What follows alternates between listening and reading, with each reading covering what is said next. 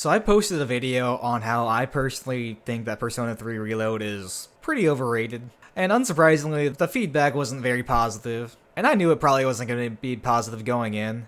But I'll admit, I was expecting there to be a little bit more people agreeing with me, or at least seeing my point. But maybe a lot of that was my own fault, as I did kind of poke the bear on Reddit by posting this video in the Persona subreddit.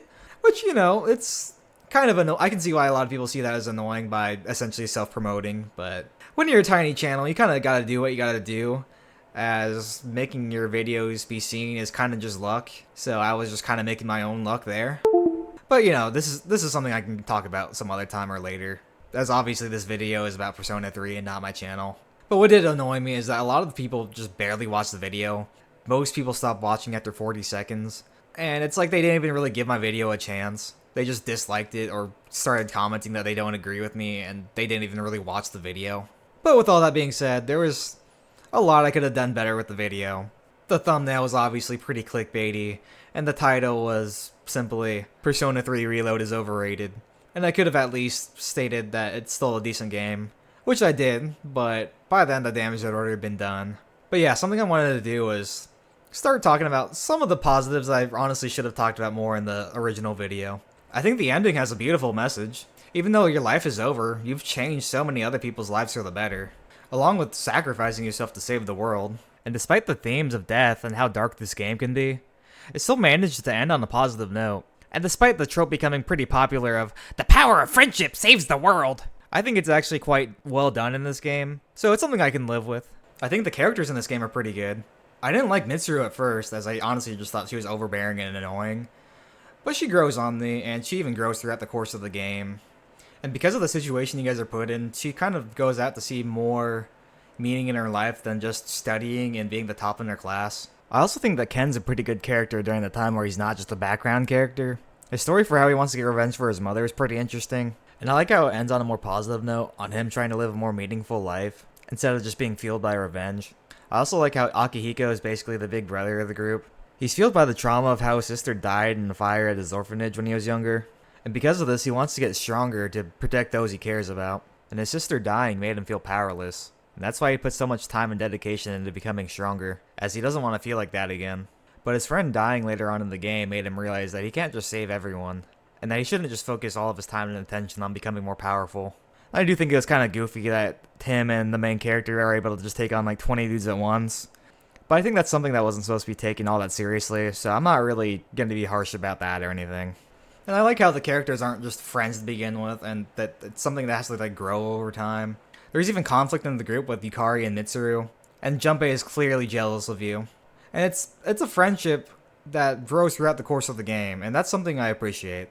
Aigis is honestly an amazing character. She goes from this kind of cringy character that's imitating life, and whose only goal is to just take out the shadows, and she finds meaning in life through the bonds with her friends, and she ultimately overcomes her programming and saves you guys from the crazy dude who I don't really think is a very good villain, but I'll get to that later.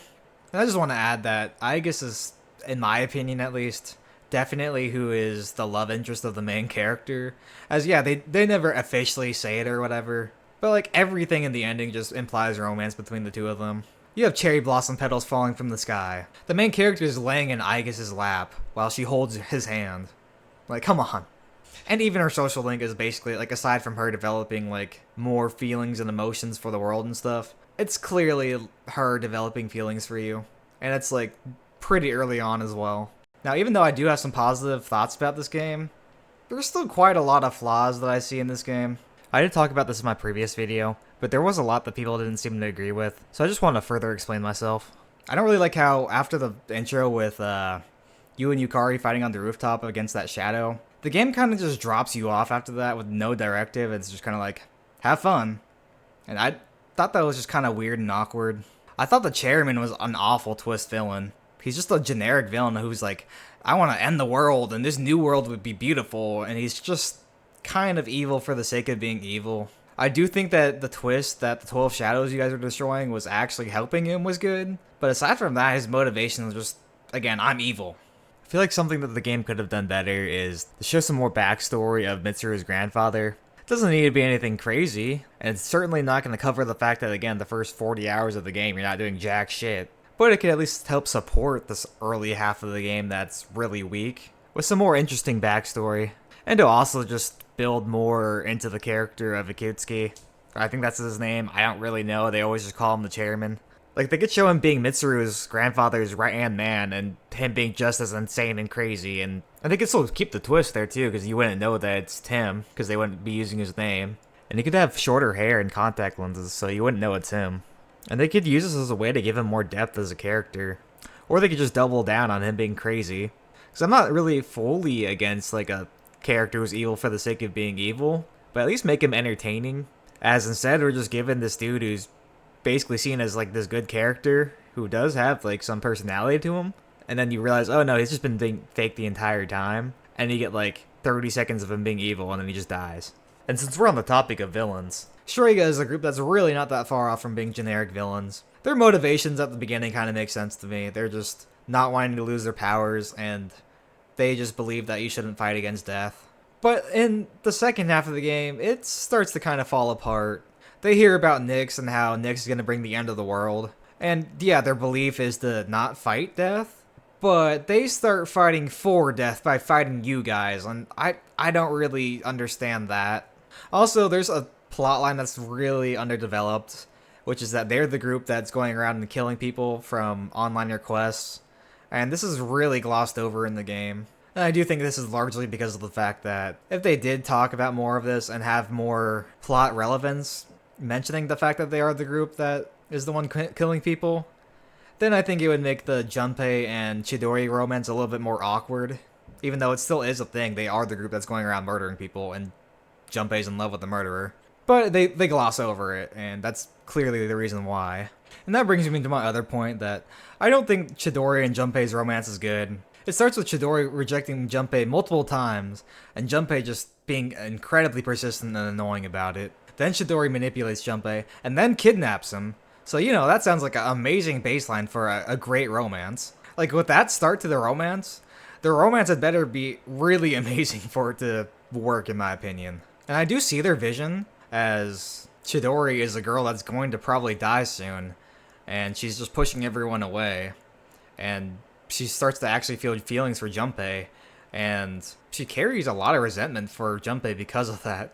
But then in terms of them actually liking each other, I just don't really see the connection there. It's just, Junpei, I'm horny over you. You may have just kidnapped me and manipulated me, but I'm still horny over you, and I still love you. And I don't really understand that. I think with a lot more development, this could have actually been a pretty good romance. But instead of giving us a lot of development throughout, you just get a giant exposition dump at the end. And yeah, I can actually see the romance at the end. It's just, all the way up until that point, I did not really see anything from them. I honestly see more chemistry between Yukari and Junpei. And I don't know, through their like constant bickering, I can just kind of tell that they're into each other. Also, it's just really weird to me how the leader is just placed onto you. Akihiko and Mitsuru clearly have a lot more experience than you do. And it's clearly just something that's just there to stroke the ego of the person playing. Also, my other big point of why I just think this game is overrated is the first half of this game is such a pain in the ass to get through. Like, everyone who says this is a perfect game conveniently forgets about the fact that the first 40 hours of this game are pretty crappy. Like, the whole story is just, we're taking out the 12 shadows to prevent the end of the world and learn some backstory about the characters. And that's it for 40 hours. And it doesn't help that the social links that are accessible to you at this point are some of the more bland and weaker ones of this game. I also think that at some point early on in the game, maybe even at the start, there should have been a cutscene of the younger Mitsuru, Akihiko, and Shinjiro taking on Tartarus themselves, and then showing Shinjiro's persona go berserk. And I guess I also forgot to mention that Ken's mom was there too. But they should have shown Shinjiro's persona going berserk and him accidentally killing Ken's mom while he's there. I think that could have helped us become more emotionally invested in the story when there's not really much happening. And a lot of people are saying that Persona 3 carved the path for 4 and 5, which is true. But I don't think that it deserves to be seen as this perfect game just because of that.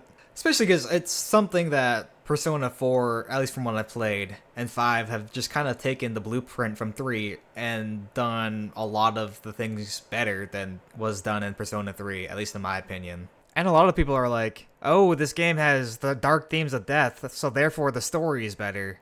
And I just don't agree with that at all. Like, okay, cool, you like the theme of Persona 3 better than 4 and 5, but that doesn't automatically mean the story is better. Also, the answer being sold as separate DLC from Persona 3 Reload is also criminal. It's a remake of a decades-old game, and you're gonna sell the answer as DLC? Persona 5 Royal didn't even do this. It includes the final semester in Royal. It doesn't just say, oh, we're gonna make Persona 5 better, and then we're gonna release the extra parts as DLC. Because Persona 5 Royal, it's not like a remake of a decades-old game, but it does make Persona 5 better. And it doesn't lock the final semester behind a paywall like Persona 3 Reload does with the answer. But with all that being said, again, I don't think this is an awful game. I still think it's a decent game. I would probably give it like a 6 out of 10. As I thought the back half of the game was probably like an 8 or a 9, while the first half is like a 3 or a 4. So it's still a decent game. It's just, I'm honestly just surprised by how so many people were able to get through the first half of the game, get to the second half, and then be like, oh yeah, this game is perfect, ignoring the fact that the first half of the game was just not very good. But yeah, please be sure to leave a like if you haven't already. And also, please be sure to subscribe. I'm probably not going to talk about Persona 3 anymore, but I am planning on diving into some of the issues of Persona 5. Maybe sometime down the road talk about Persona 4. But yeah, just please subscribe if you want to stick around to see some of that later on.